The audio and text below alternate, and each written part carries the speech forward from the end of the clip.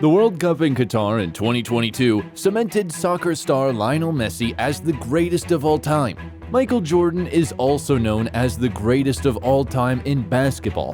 What about the greatest of all time cars? The Foxbody Mustang is referred to as one of the greatest cars to have ever graced the automobile scene. Its mighty rumble, distinct name, and excellent racing record are some of the features that made it such an elite choice back in the day. It was an iconic car of the 1980s. Simply put, it was a classic. Let's go down memory lane and relive the Foxbody Mustang. The Foxbody Mustang was a third-generation Mustang manufactured by Ford from 1979 to 1993.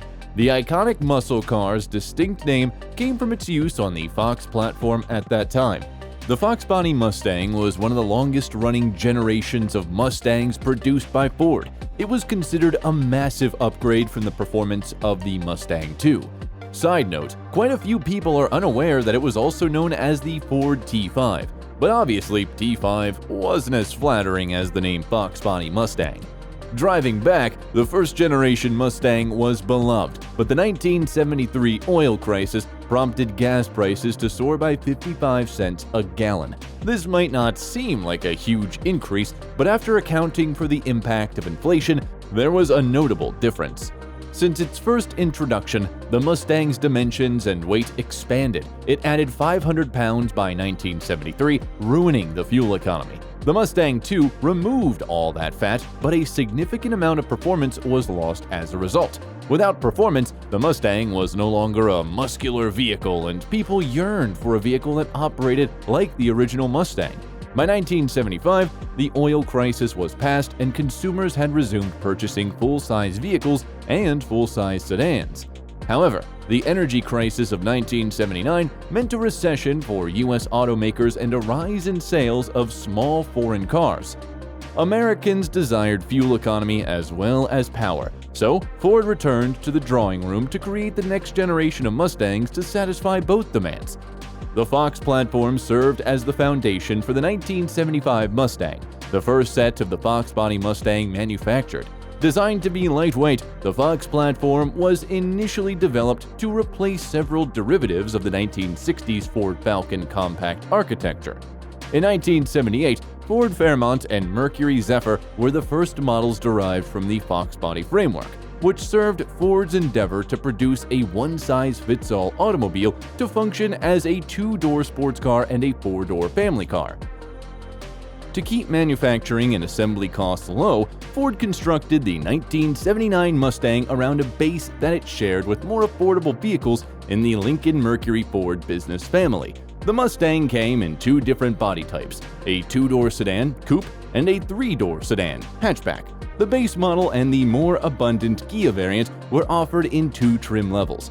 Compared to the Fairmont/Zephyr series, the wheelbase was 5 inches shorter at 100.5 inches. A major reason why the Foxbody Mustang holds the title of one of the greatest cars is that it is easily one of the most recognized Mustang generations.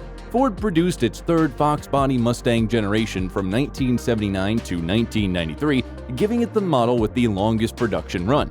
Car and Mustang enthusiasts hold the Foxbody Mustang in the highest regard and love it dearly, as it saved the Mustang. The Ford Mustang II was quite small when it was first revealed in 1974. It was also slower and of somewhat poorer quality. Some even condemned the Mustang II as unworthy of the Mustang name. This is why the Foxbody Mustang served as a savior of the Mustang name. It took the attention off the performance of the Mustang II, which was definitely needed at the time. Sketches and clay models for the Foxbody were laboriously created by 3 design teams, 2 in Michigan and 1 in Italy. While some designs took their cues from the Vogue wagons of the day, others were based on the Mustang II. But designer and later Ford's global vice president of design, Jack Telnack, inspired the group to take risks with the design of the Foxbody. The European influence seen in the Foxbody likely came from the Italian Ghia studio that worked on the design team. The Foxbody is distinctive and innovative, while the Mustang II was simply a condensed version of the first-gen cars. Additionally, compared to the Mustang II, it was around 100 pounds lighter, which increased fuel economy and decreased drag. The Foxbody Mustang's 14-year production span included several incredibly adaptable and powerful engines. However, the mighty 5-liter HO V8 engine reigned in the performance world and truly inspired the 1980s. When Jim Clark, the engineer in charge, realized the Mustang needed a performance alternative, so he developed the potent 5.0 HO. The 1979 Mustang's 5-liter V8 barely produced 140 horsepower despite being readily accessible. However, the engine did make a comeback in 1982 with the GT package, producing 160 horsepower. It gradually gained 225 horsepower and 300 foot-pounds of torque for the 1987 model year. This legendary muscle car also boasted several special additions. The egg crate-shaped grille for the Mustang II was carried over to the 1979 Cobra. However, a slatted grille with the recognizable pace car style replaced it in 1980. The Mustang SVT Cobra and the Cobra R were the two variations of the Cobra that returned in 1993. A limited edition GT 350 made its debut in 1984. It was offered as a hatchback or convertible and used either a 302 cubic inch V8 engine or a 2.3-liter 4-cylinder turbocharged engine.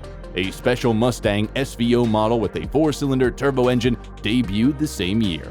Then, Ford established special vehicle operations to build fast automobiles with a focus on racing. Moreover, Ford created 90 Twister II Mustangs in 1985 to mark the 15th anniversary of the Twister Special.